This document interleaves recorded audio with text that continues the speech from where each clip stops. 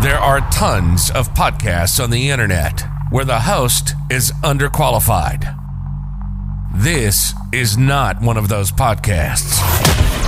Mark Skelton has a bachelor's in psychology, a master's in clinical mental health counseling, and currently working on his doctorate in clinical psychology. And he has over 10 years of working in the field of psychology. Qualified. If it's mental health, psychology, empowerment, and self-improvement, he knows his stuff. During this show, you'll learn about general topics of psychology concepts and theories. Everything from neuroscience, psychology of fear, brain foods, psychoanalysis. What is therapy? What is depression? This is the Skelton Report. And this is your host, Mark Nathaniel Skelton. Hey, what's up, y'all? This is Mark Nathaniel Skelton. Welcome to the Skelton Report, a podcast for the people.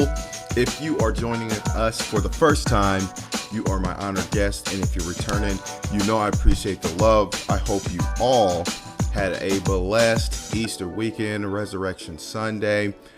Recently, I just like to share, I've been having some great conversations with some people I respect very much about this theme and this book review that we are currently engaged in. So if you're just tuning in, we are discussing Breaking Chains of Psychological Slavery. This is a book by a Black clinical psychologist known by the name of Dr. Naeem Akbar.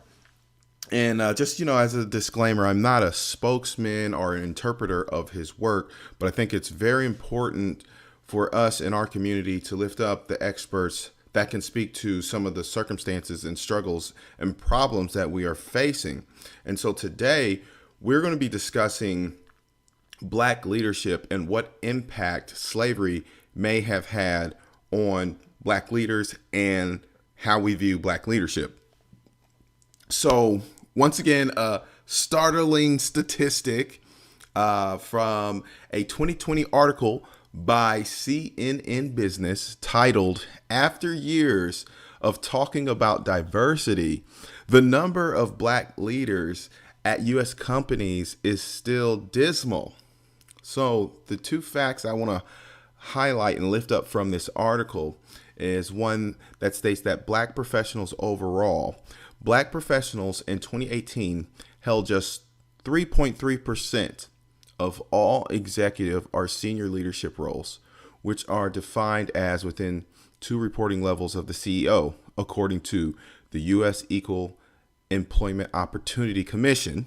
Okay, so top shelf stuff and legitimate sources, and also Black CEOs. This is the second one among Fortune 500 companies. Less than 1% of CEOs are Black. Today, there are only 4, down from a high of 6 in 2012, according to the Fortune. And over the past 2 decades, there has only been 17 Black CEOs in total. Of those, only one has been a woman, Ursula Burns, who ran Xerox from 2009 to 2016. Now, let that sink in for a little bit. And I use this business spin in a sense to capture the spirit and the cruel reality of African American suffering and leadership across many stratas of society. Why might this be? Now, you guys know me. I do not come from a victim stance, especially with the mental health background. I think it's important. However, I do think it's important for us to discuss these matters, to understand why they're going on, so that we can find out a positive and constructive way to change them. And so once again, I raised up the question, why might this be? Well, Dr. Akbar, he begins this section on leadership with stating that probably one of the most destructive influences which has grown out of slavery is the disrespect of African American leadership. Dr. Akbar begins this section with an allegory that even throughout nature, that the most certain way to destroy life is to cut off the head of a creature. He talks about turkeys, cows, other animals, and even human beings. And we all know there's a biblical principle of striking the shepherd and the sheep will scatter. Well, he states that this is essentially true as well for social principles. And so for the three main points for today's episode, we're going to talk about the reactions to emerging Black leaders. The backwards thinking is the second point that happens towards Black leaders now as a result of how Black leaders were treated. And then the last and final point will be Black leadership in modern times. So let's go ahead and get started with the first point, Roman numeral 1, reaction to emerging leaders. One of the things that was systematically done during slavery that Dr. Akbar highlights was the elimination of control of any emerging head or leader. And so when I say elimination, I believe Dr. Akbar outlines isolation that happens to these leaders, ridiculing, and even killing of the emerging head leader. The slaveholders, he states, realized that their power and control over the slaves was dependent, I bolded this, upon the absence of any indigenous leadership among the slaves. Okay, this is an archetype. If you heard one of the first episodes where we talked about terms that you need to know, this happened. This is just typical patterns of human behavior. Think about it. We just got off the resurrection weekend. Christ, Jesus of Nazareth, was causing issues. They got rid of him. They had to kill him. So sometimes this happens when the leadership of a group of people kind of goes against the status quo. And as I was researching this, I just wanted you to listen to some of the fallen soldiers in honor of the African American leaders that lost their lives as civil rights activists. Listen to the number of these individuals that were leaders that were murdered. Medgar Evers, he was murdered in the driveway of his home by an Enfield rifle. The story says he pulled up in his driveway, got out, got shot. It's just crazy to think about. Then he moved to the front of his house, fell down. His wife opened the door, found him. And imagine that scene. He goes to the hospital and then he loses his life. Also, Fred Hampton, if you've seen the recent movie that was released, I believe it's Judas and the Black Messiah. This is the story of Fred Hampton. He was drugged by barbiturates and killed in a raid while he was fast asleep. Another leader in our community. Lamar Smith, farmer, World War I vet, shot at 10 a.m. on the lawn of the Lincoln County Courthouse. Dr. Brewer, an African-American physician, instrumental in the civil rights in Columbus, murdered. Herbert Lee, killed in cold blood by E.H. Hearst, who I believe was an American politician in Mississippi. Martin Luther King, Malcolm X, more on these great figures later. I'm just showing you there's nothing new under the sun. And so this goes to the point that any slave who began, and once again, we must appreciate and salute these individuals who gave their lives for us to advance in society. And what Dr. Akbar states is that any slave who began to emerge as a natural head, that is one oriented towards survival of the whole body, was identified early and neutralized. So this brings us to the B of this, and I titled it the Switcheroo, because what happened was Dr. Akbar lifts up that the space was not just left vacant or empty. So when the slave owners and the masters got rid of the leaders or neutralized them, they didn't leave that spot empty. That is, in their place was put a leader who had been carefully picked, he states, trained and tested to stand only for the master's welfare, who, watch this, furthered the cause of the master and frustrated the cause of the slave. So what you end up with is an unnatural head in place, not working in the interest of the body of the people, of the slaves. And so what happened was, and what he highlights in this section, is that the community was encouraged to hold this false, unnatural, and the term that he uses, master-trained leader with high esteem. So this master-trained leader was rewarded, praised, given privileges as benefits for his, listen to this terminology, manufactured leadership. Okay, so does that make sense? The natural born leader, the one who had the best interest for the people, was neutralized, and then a false leader was put in place that was praised and lifted up by the master, and therefore unconsciously by the community, who was not working in the best interest of the people. So that's what's happening to, and the reaction to emerging leaders. And so the second point is what begins to happen. So the psychological impact is this, that this backwards thinking towards black leaders and black leadership begins to develop. How so, Mark? Well, what happens is, the A of this is the demonizing of true leaders, the real role models on one hand. So those who rightfully stand up against oppression and want to do good for the community. Dr. Akbar states that these were the ones that are now viewed with suspicion. They are seen as uppity. They are seen as arrogant. They are seen as troublemakers because of the narrative of the establishment that is placed upon them. They're viewed with disapproval, and people begin to distance themselves from them, although they may actually have better intentions for the black community.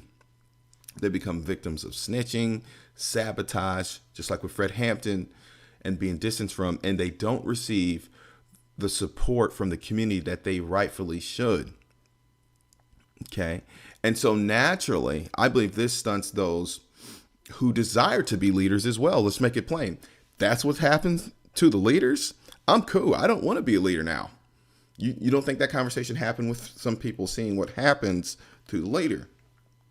And now on the other hand, so what, true leaders are demonized on one hand, and on the other hand, we idolize false leaders. This term was used by Dr. Akbar, that of a slave with a master's head. Wow. What that means is that this false leader looks like the in group, but has the ideology of the other. Meaning, at the end of the day, this individual is not working in the best interest of the group. The people are the slaves, but the agenda of the slave master. And what happens when the real leaders are put down and the false leaders are lifted up is that the community suffers in the long run. People begin to chase after these superficial leaders, which Dr. Akbar outlines in this section, who are equipped. Typically, they're equipped with tokens of power. And that's what we talked about in the last show.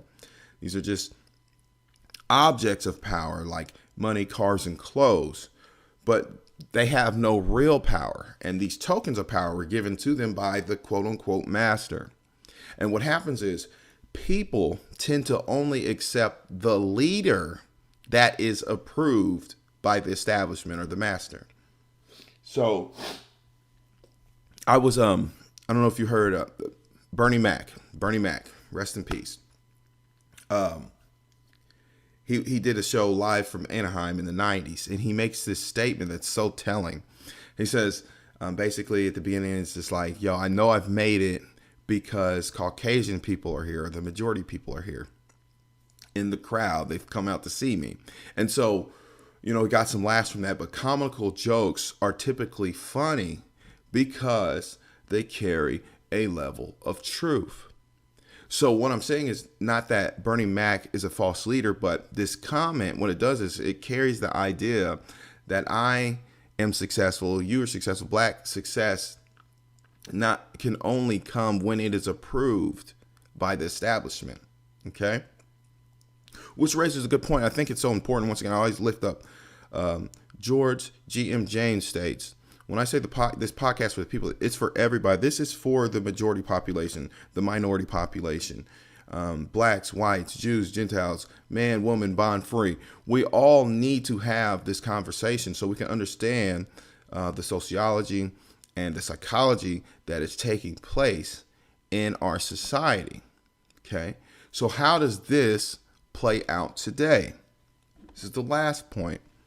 Leaders in modern times. So how does this manifest in recent time? Dr. Akbar states that there tends to be a conditioning of rejecting the natural and the strong leadership within the Black community.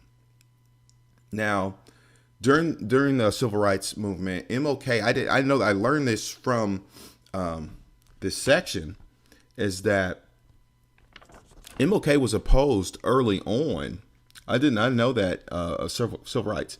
He states even outstanding leaders such as Dr. Martin Luther King were rejected and denied support by African American, educated and professional classes of people in our communities. He was condemned in the early days of the civil rights campaign as a troublemaker.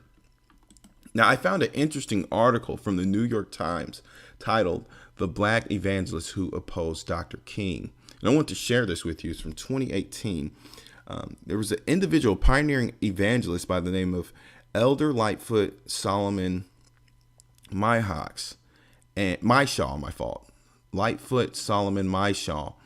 And what they found is that he had a radio show. He's African American who actually worked with J. Edgar Hoover's FBI to publicly discredit the Reverend Dr. Martin Luther King Jr. and give the Bureau cover for its intrusive surveillance of the civil rights leader. Wow, listen to this. So they had a cordial relationship. And what specific things did he do to discredit Dr. King? They have a section in the paper is that he collaborated with FBI. He laundered some of their counterintelligence for them. So, for example, the FBI would pass along some information to Elder Myshaw about King, perhaps that he was a communist. And then Myshaw would, of course, scrub the intelligence and present it in some of his broadcasts and sermons. In all, what he does is he colludes with the FBI to preach sermons that discredit Martin Luther King and also even engage in protests of Martin Luther King that was cleared by the FBI. So I thought that was, just one example of sometimes us going after the one who's really trying to help us and that supports us. And he also states that Martin Luther King left his denominational convention and had to start a new one. And it was not only after, and this is the point, only after receiving recognition from increasing numbers of liberal Caucasians was he accepted as a leader. Another example is the powerful leaders who emerged from the ranks of the uneducated, such as Elijah Muhammad, never received wide acceptance among the educated. Individuals like Minister Louis Farrakhan, they state that they never really received wide acceptance by the masses of the majority population because, once again, they have not been okayed by the majority population.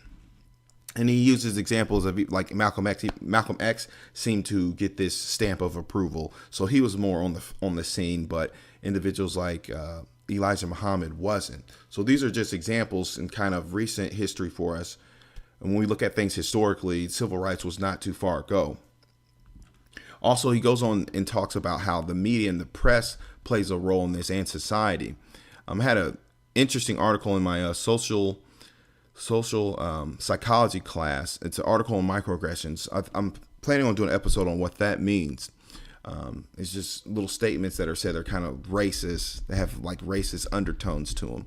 But in the article, the main point I want to raise up is that today racism, oppression, and these dynamics are not necessarily overt. So they're not out in the open and just blatant like they used to be, but they're more covert and subtle.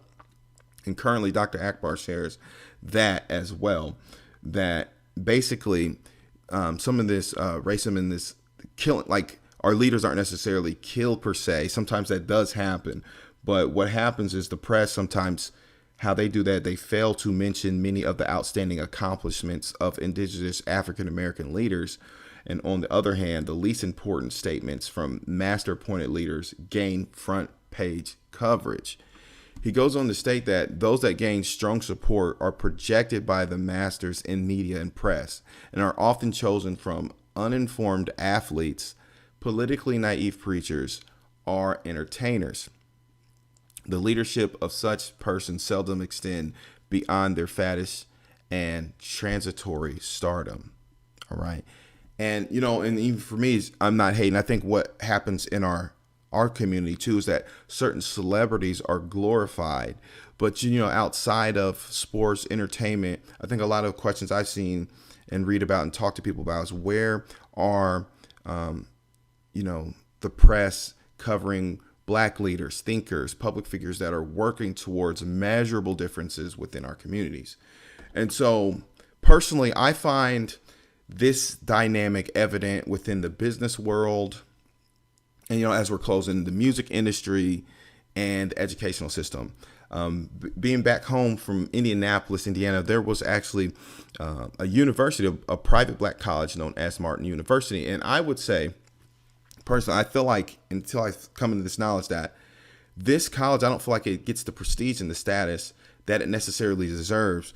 Most of the time, we're more interested in going to schools that are predominantly white universities like IUPUI or Butler or DePaul, all these universities around it, and even African Americans don't put that much stock in Martin University.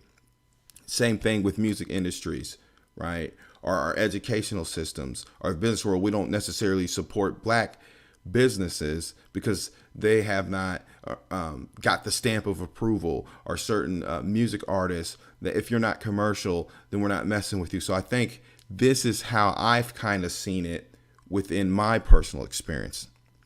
But I'm noticing a change starting to happen, which is what we want to end off on. Dr. Akbar says, as a people, African Americans must begin to recognize the disposition which has been conditioned in us to reject natural, effective leadership. If we understand that we have been programmed through our history to reject our natural heads, we may begin to become more conscious of recognizing true leaders.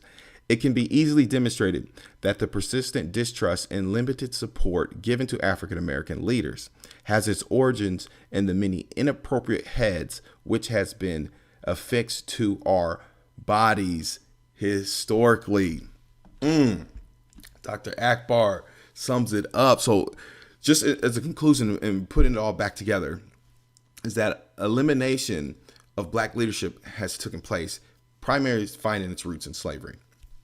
And what happened was a substitute leaders put in place, not with the agenda of in the best interest of Black people. And so on an unconscious level, we tend to support them and distance ourselves from real, true leaders. And so what we need to do is, and only support leaders that get the stamp of approval from the establishment. What happens is we need to be more concerned with the message than the messenger of people in our community that want to be in a leadership and a role model position. Now, next week, next section, Lord's willing, we're going to cover I think it fits right with this is community division. So again, we're taking a look at the leaders this week. This is kind of a two-part. Next week, we're going to look at how the community seems to be divided and how it finds its origins in slavery. Okay, you guys, I'll catch you next week. I got to get back to the studies. I'm praying for you guys. I hope all's well. I hope this was a blessing to you as it was for me. And I'll catch you on the next go around. Peace. You've been listening to the Skelton Report. Mark is an expert in mental health, psychology, empowerment, and self-improvement. This show is informative about science, research, and literature within professional psychology. If it's neuroscience, psychology of fear, brain foods, psychoanalysis, diving in depth about therapy and depression, and speaking to stigmas and issues within the minority and church communities. It's all here. We hope you enjoyed the show, and we hope you got some practical and useful information.